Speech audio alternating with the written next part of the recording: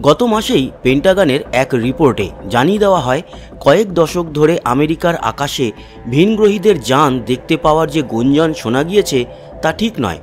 এ বিষয়ে বিস্তৃত তদন্ত চালিয়েও কোনো প্রমাণ মেলেনি, অর্থাৎ কোনো ভিনগ্রহী এই পৃথিবীতে আসেনি। কিন্তু কিছুদিন যেতে না যেতেই ফের চাঞ্চল্য। নিউ ইয়র্কের আকাশে দেখা গেল এক রহস্যময় উড়ন্ত বস্তু, যাকে ইউএফও বলেই দাবি করছেন বহু মানুষ। জানা গিয়েছে লা গার্ডিয়া বিমানবন্দরের কাছে আকাশে আচমকাই দেখা যায় আকাশে একটি অজানা উড়ন্ত বস্তু ভেসে বেড়াচ্ছে। ঘটনাটি গত 25শে মার্চের হলেও সম্প্রতি বিষয়টি নেট ভুবনে ঘুরে বেড়াতে শুরু করেছে। মিচেল রেয়াস নামের এক বিমানযাত্রী জানিয়েছেন তিনি বিমানে করে যাওয়ার সময় আচমকাই জানলা দিয়ে ওই স্পেসশিপ দেখতে পান।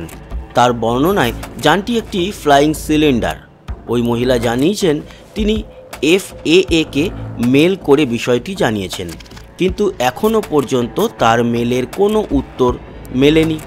প্রসঙ্গত, দ্বিতীয় বিশ্বযুদ্ধের পর অর্থাৎ 1945 থেকে আকাশে অজানা উড়ন্ত বস্তু তথা ইউএফও দেখতে পাওয়ার দাবি উঠেছে বারবার, কিন্তু গত প্রায় 8 দশকের যাবতীয় দাবিকে নস্যাৎ করে দেওয়া হয়েছে নতুন রিপোর্টে। 2022 সাল থেকে এই নিয়ে তদন্ত চালাচ্ছিল সেই সময় গঠিত all domain anomaly resolution office তথা AARO, কিন্তু সেই রিপোর্ট পেশ হওয়ার পরেই ফের নতুন করে ইউএফও ফিরে এলো আমেরিকার আকাশে। বন্ধুরা, জানাবেন এটি কি সত্যি ইউএফও নাকি অন্য কিছু?